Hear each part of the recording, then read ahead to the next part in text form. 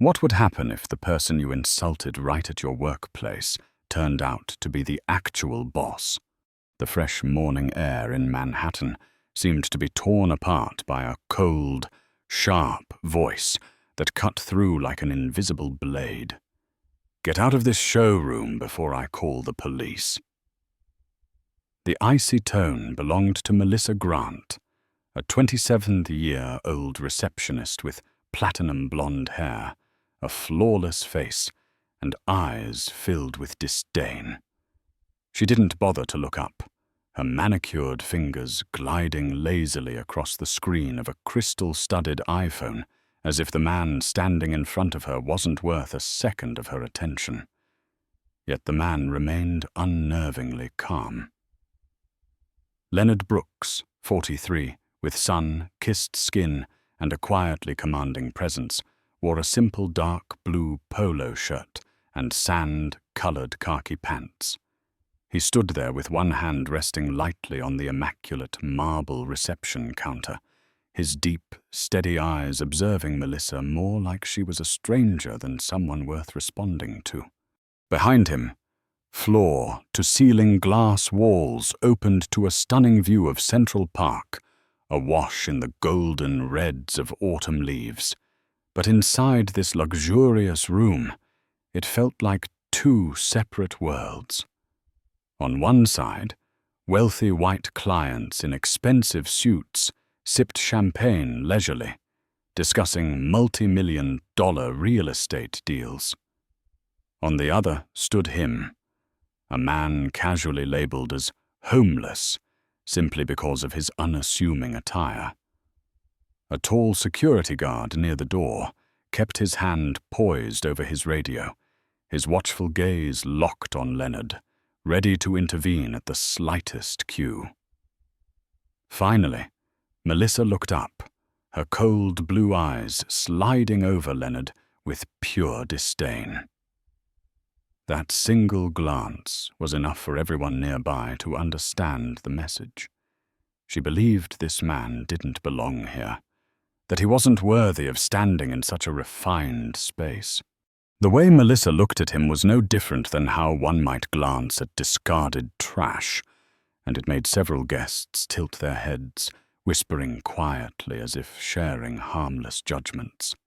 But in Leonard's calm gaze, there was no anger, no embarrassment. He simply stood there, as if watching a cheap performance in which he was cast as the ridicule. And none of them, neither Melissa nor the wary security guard, nor the amused customers, had the faintest idea that they were making the biggest mistake of their lives, insulting the man who owned the entire building. Melissa let out a sharp laugh, a high-pitched sound that sliced through the refined atmosphere of the room. She deliberately lowered her voice, just enough for the champagne, sipping guests on the other side of the counter to hear. "Park Avenue isn't exactly the place for people like you to be making inquiries." Each word was enunciated with precision, as though she were deliberately grinding it into Leonard's pride. She turned her head slightly, glancing at Angela Ross, a colleague who was sorting through files nearby, and smirked. Angela, a brunette in her early 30s, didn't say a word. She simply looked at Leonard for a few seconds before letting out a thin, mocking smile, giving a slight nod of agreement before returning to her files, as if humiliating a guest here was just another part of the daily routine. Melissa continued her little performance, pulling open a drawer beneath the counter and retrieving a crumpled flyer. She didn't bother to place it on the marble surface. Instead, she let it fall carelessly, allowing it to flutter down to the floor at Leonard's feet. The flyer advertised low-income housing units in Queens, possibly the most insulting response she could have given to someone who had just inquired about commercial real estate on Park Avenue. Her every gesture, every look, dripped with condescension, as if she were telling him outright that the only place suitable for someone like him was a cramped apartment in the slums. Behind them, an older couple dressed in Chanel sat comfortably as a server placed another tray of Dom Perignon beside them. They glanced briefly at Leonard, then at the flyer at his feet, exchanging looks that were part pity, part curiosity, as though they were watching an amusing scene unfold at an otherwise sophisticated soirée. But Leonard didn't move, didn't react. Instead, he slowly bent down, picked up the flyer, and studied it with a calm, deliberate grace, as if he were examining an important document rather than a piece of trash tossed at him. There was no wasted movement, no furrowed brow, no flicker of anger. His quiet composure began to unsettle those watching. It wasn't the reaction of a man humiliated.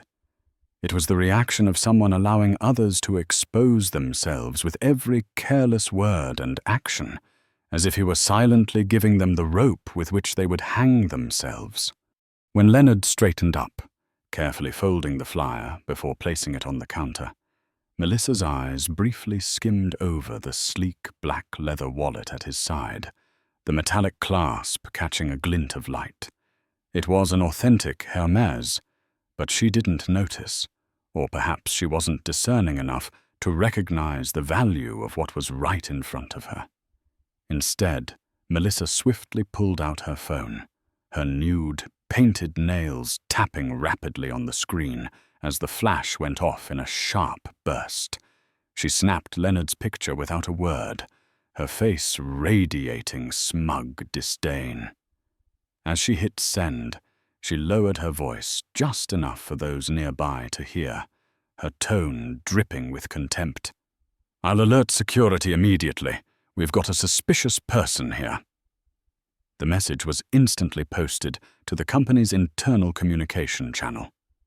"Suspicious individual, black male, inquiring about commercial real estate."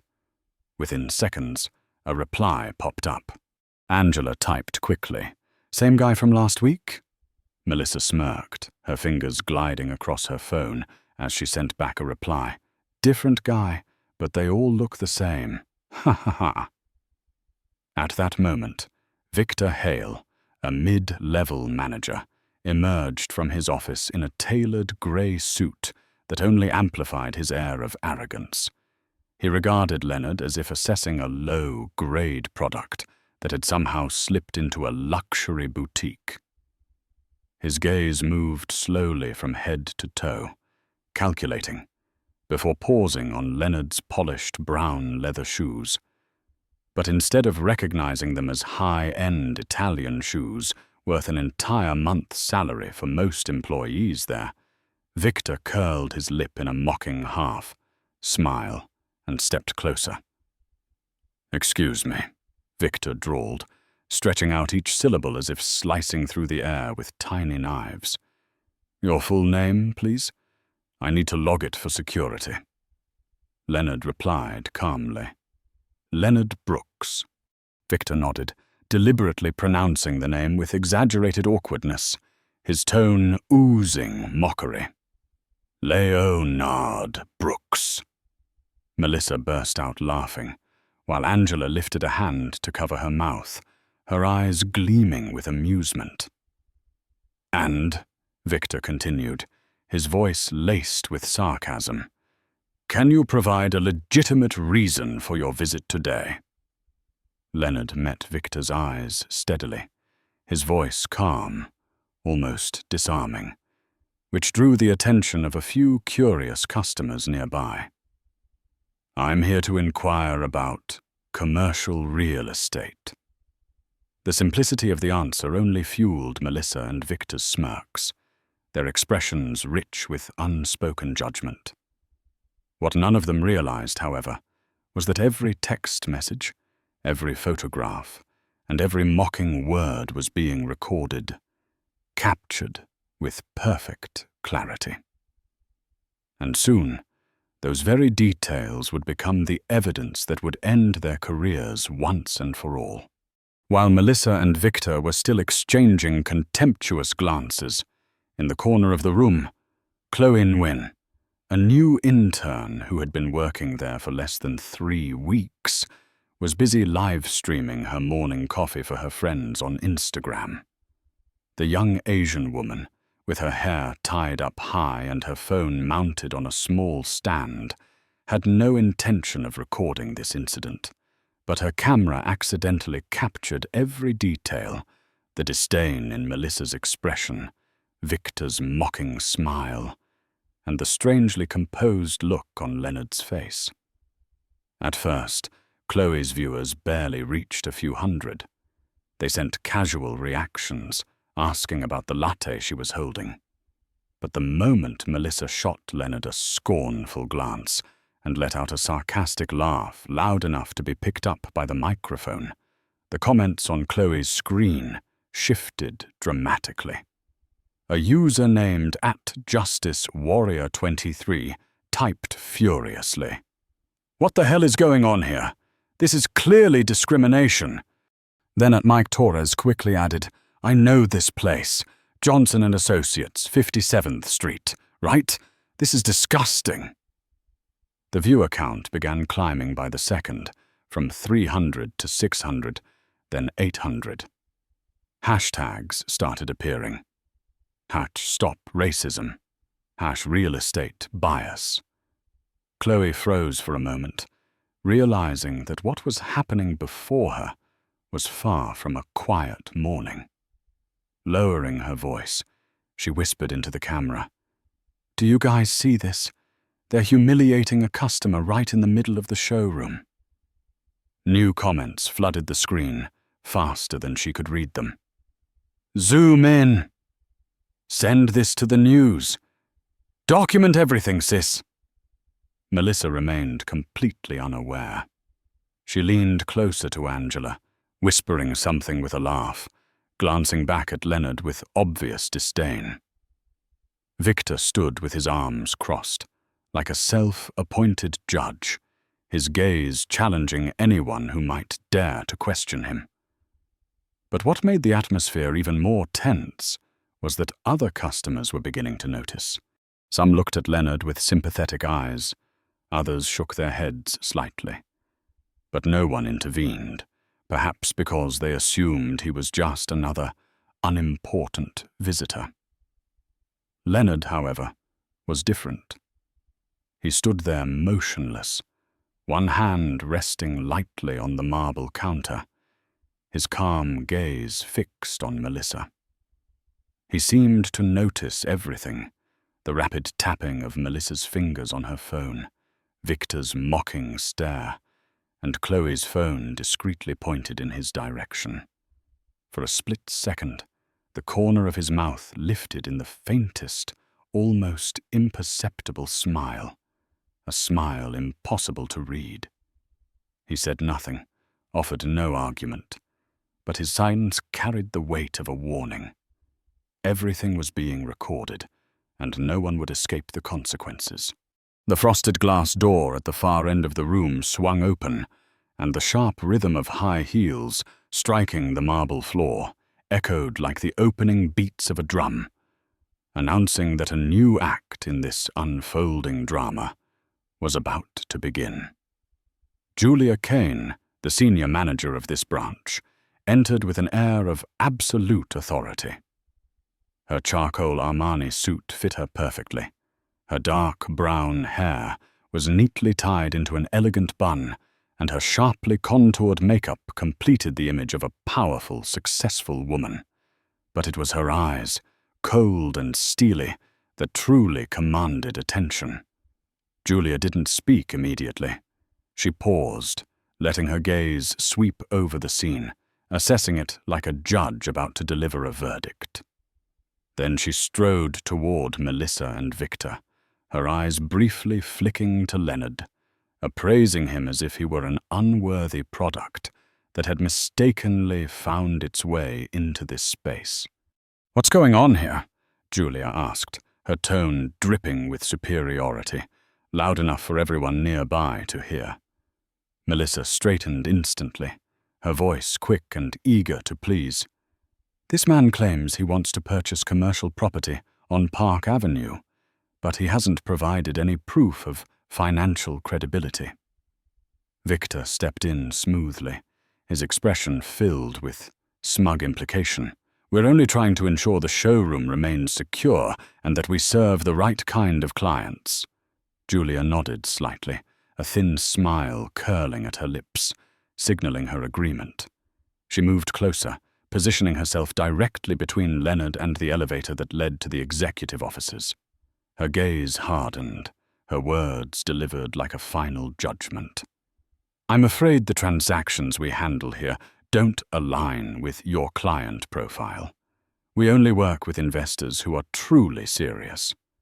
Julia deliberately paused on the word serious, letting the implication hang heavily in the air. Melissa looked almost triumphant, while Victor folded his arms, nodding in approval. Leonard, however, remained completely still. His expression betrayed nothing, his eyes fixed on Julia, not with anger, not with pleading, but with a steady, piercing calm, like someone watching a person walk straight into their own trap. Julia didn't notice. She turned slightly toward Melissa and gestured curtly. "Call security. I don't want this showroom disturbed any longer." Melissa nodded eagerly, pulling out her phone and deliberately raising her voice so that every customer could hear. "We have an urgent situation at the front desk. There's an intruder that needs to be removed immediately." Customers sipping champagne turned their heads to look. Some murmured to each other. Others shook their heads in quiet disapproval. Meanwhile, Chloe's phone buzzed non-stop, her live stream view count climbing rapidly. The comment section exploded with outrage. "This is disgusting!" "Don't. Keep recording. Don't stop." "Welcome to the 2025 Discrimination Museum." Leonard glanced briefly at Chloe, recognizing that the young woman had just become the most crucial witness of the morning. He allowed the faintest hint of a smile to curve his lips, so subtle that almost no one noticed.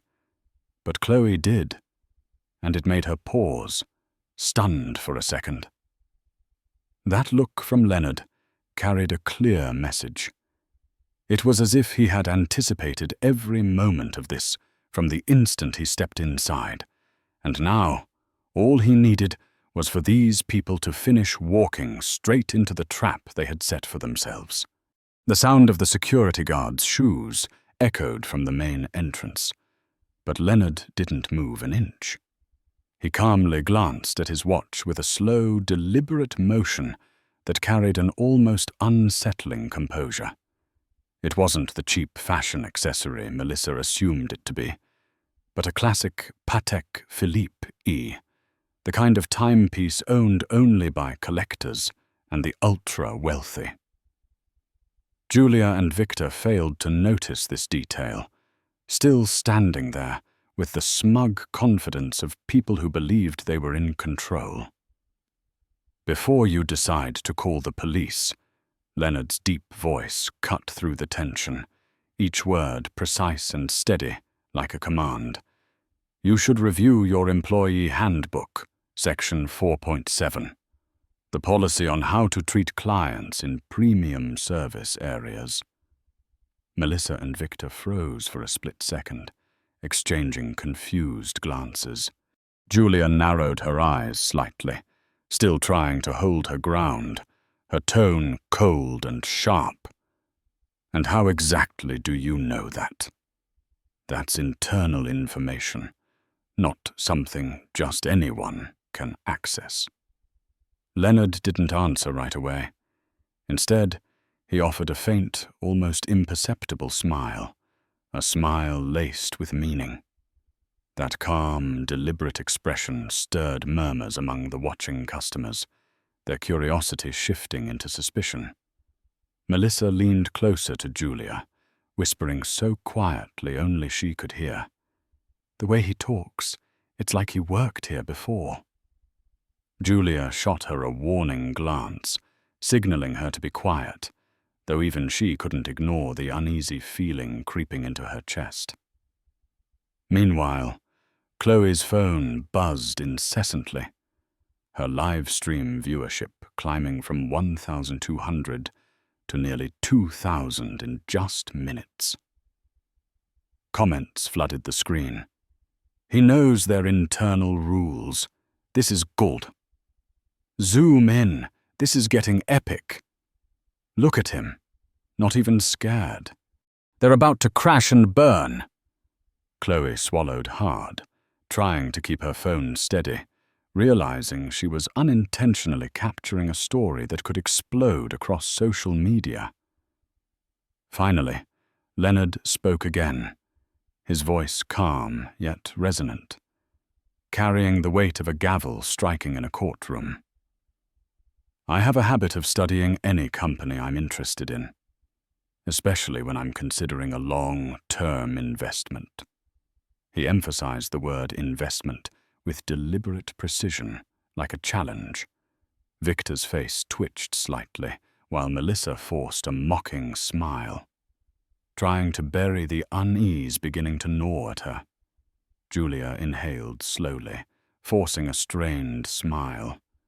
"You might be misinterpreting the rules, and this isn't a place for people who haven't been financially verified." Leonard didn't argue. He simply stood there in silence, his gaze shifting to the approaching security guard, as if waiting for the next mistake to be made. That silence, paired with his faint, knowing smile, exerted an invisible pressure on the room. Those watching, both in person and the thousands now glued to Chloe's live stream, could feel the balance of power shifting. Control was no longer in Julia or Victor's hands. It was quietly, undeniably, moving toward the calm, dark-skinned man standing at the reception desk. The sound of a phone ringing cut through the tension hanging in the air like a taut string. Leonard glanced at the screen, making no attempt to hide it. The caller ID was clear. "Board meeting, Brooks and Partners Real Estate Executive Office." Julia's eyes flicked toward the screen almost instinctively, and the moment those three words, Brooks and Partners, registered, her face drained of color. She turned to Leonard, a flash of panic flickering in her eyes, her voice trembling in a way that betrayed her usual sharpness. "Wait, Brooks, what did you say your name was?" Leonard slipped the phone back into his pocket with unhurried ease, a faint smile playing at his lips, the kind of smile one wears before dropping the final curtain on a performance. "Leonard Brooks," he said, enunciating each syllable in a low, steady tone. Melissa's mouth fell open, her hand shaking so much the phone she was holding clicked against the marble counter. Victor froze in place, his arrogance evaporating, replaced by shock. Julia, for the first time that morning, lost every ounce of composure. You're Brooks, Leonard Brooks?" Julia asked again, though it no longer sounded like a question. It was more of a horrified confirmation she wished wasn't true. Leonard tilted his head slightly, his voice calm and deliberate. "Correct. And I believe you've all heard that name often enough in your internal meetings." The room fell silent for a beat. Customers nearby began whispering, their murmurs rising in excitement. "He's the chairman of this company, isn't he? Oh my God." They just humiliated their own boss. Chloe's live stream exploded, viewership skyrocketing past 3,000 in seconds. Comments flooded the screen in a frenzy. "Plot twist of the century. The real CEO is standing right there. They're done for." Leonard slowly pulled out his wallet and retrieved a sleek black card trimmed in gold. The words glinted under the showroom lights. Executive access, all floors. He placed it on the counter, the polished surface reflecting the company's embossed logo. Melissa swallowed hard, her hands trembling so violently she dropped her phone. The screen lit up, revealing the last Slack message she had sent. Different people, but they all look the same. Haha. Julia caught sight of it, her face growing even paler. Leonard didn't glance at them. Instead, he picked up the card and walked toward the executive elevator. Turning slightly, his voice calm yet carrying enough weight to echo across the entire showroom, he said, "I think it's time we had a serious conversation about how you treat your customers." And as if to seal the moment with undeniable authority, he swiped the card through the access reader. A sharp ding sounded, and the light instantly turned green. The elevator doors slid open, and in the stunned silence of Melissa, Victor, and Julia, Chloe's live stream kept rolling. One comment flashed across the screen, summing up everything in 2 simple words: game over. The elevator doors closed behind Leonard, but the tension on the showroom floor lingered like a storm cloud that refused to dissipate. Just minutes later, he returned, this time accompanied by 2 security officers dressed in the polished uniforms of the executive division. Leonard stood tall in the center of the lobby, the warm golden light casting over his simple polo shirt. But now, in everyone's eyes, he was no longer an anonymous visitor. He was the man who held absolute authority. Julia, Victor, and Melissa were instructed to stand in a line before the marble reception counter. Melissa's voice trembled as she tried to speak, her composure cracking. "Mr. Brooks, I didn't know." Julia attempted to maintain her usual calm, but the tight grip of her interlocked hands betrayed the fear gnawing at her. Victor stood stiffly, avoiding Leonard's gaze entirely. Leonard's eyes swept over them once, his voice low and sharp, cutting through the silence like a blade. "The most dangerous thing in business isn't declining numbers. It's when employees forget the most fundamental rule: every customer deserves respect." He paused, letting his words hang heavy in the air before fixing his gaze on Julia. "As a senior manager, you didn't just fail to oversee your staff. You became complicit." Julia opened her mouth to defend herself, but Leonard raised a hand, silencing her instantly. His tone was icy. "You'll have a chance to explain at a disciplinary hearing this afternoon." Victor swallowed hard, his face pale, while Melissa looked on the verge of tears, black streaks of mascara already smudging down her cheeks. Leonard turned his attention to her, his tone unwavering, calm, yet commanding. "And you, Melissa. Within the next 3 hours, HR will contact you.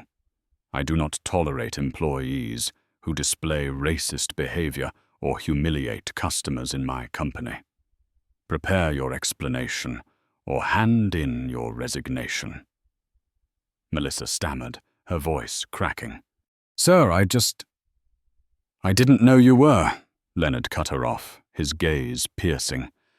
"And if I weren't Leonard Brooks, if I were just an ordinary customer, would you have treated me any differently today?" The question hung in the air like a hammer blow. The lobby fell utterly silent. A few nearby customers exchanged looks, one murmuring under their breath, "He's right. That's what really matters." Online, Chloe's live stream viewership had surged past 6,000, the comment section exploding with messages, "Absolute class! This is what a real CEO looks like. They're finished. Leonard stepped back slightly, his words slow and deliberate, each syllable dropping like a weight. Everything that happened this morning has been recorded, not just by our security cameras, but by thousands of people watching live on social media. This will all be addressed in the executive boardroom immediately. He turned to the security officers. Escort them to the emergency meeting upstairs. Julia and Victor lowered their heads as they walked away, while Melissa trembled, wiping futilely at the tears streaking her ruined makeup. Leonard watched them leave, his expression cold, though his authority carried a sense of reason rather than anger. He didn't need to raise his voice or make threats. It was his composure that struck the deepest fear, and everyone watching knew this was only the beginning of a sweeping purge. The emergency meeting room on the executive floor was bathed in cold white light, reflecting off the polished wooden table and glass walls that looked out over the Manhattan skyline. Julia, Victor, and Melissa sat across from Leonard, their faces pale and stiff, like students caught cheating on an exam. Beside Leonard were Patricia Miles, head of human resources, and Robert Grant, the company's senior legal advisor. Each of them held a thick file containing security camera footage and printed screenshots from Slack, including Melissa's now infamous message, "Different people, but they all look the same to me. Ha ha." Leonard unlocked his tablet and connected it to the large screen on the wall. In the suffocating silence, Chloe's live stream replayed in full, showing every humiliating moment in the showroom. Melissa's face drained of all color as she watched herself laughing mockingly on the screen. Julia kept her head lowered, while Victor gripped the armrest of his chair so tightly that his knuckles turned white.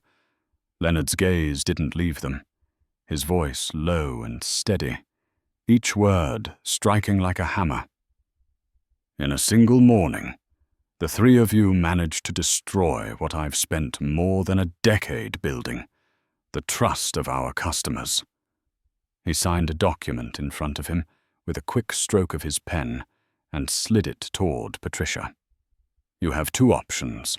One, immediate termination for gross violation of company ethics, with no severance, and all data will be forwarded to the legal authorities to investigate racial discrimination. 2. Voluntary resignation, signing an agreement to cooperate fully with the internal investigation, and accepting a minimum 5-year ban from working in real estate under my company's name." Julia bit her lip, trying to maintain her composure. "Mr. Brooks, I've worked here for 12 years. Leonard cut her off, his eyes sharp as steel. "It's exactly because you've worked here for 12 years that this toxic culture has been allowed to exist." Victor opened his mouth to speak, but one glance from Leonard silenced him. Melissa broke into tears, black mascara streaking down her cheeks. I have 3 children. Please don't. I'll do anything." Leonard's expression did not change, his voice unwavering. "Your children need a mother who knows how to respect others. This is a necessary lesson." There was no way out. Julia was the first to sign, her hand trembling but her signature still defiant. Victor followed, sweat beading on his forehead. Melissa was last, her hands shaking so violently that Patricia had to hold the papers in place to keep her from tearing them. When the 3 signatures were complete, Leonard rose to his feet, looking directly at them. "This meeting is over. From today forward, this company will change." He turned to Patricia and Robert. "Start the reform immediately." Every employee must complete diversity and customer respect training within 60 days. Install an AI monitoring system to detect discriminatory behavior at reception, and publish quarterly transparency reports on customer service ratings.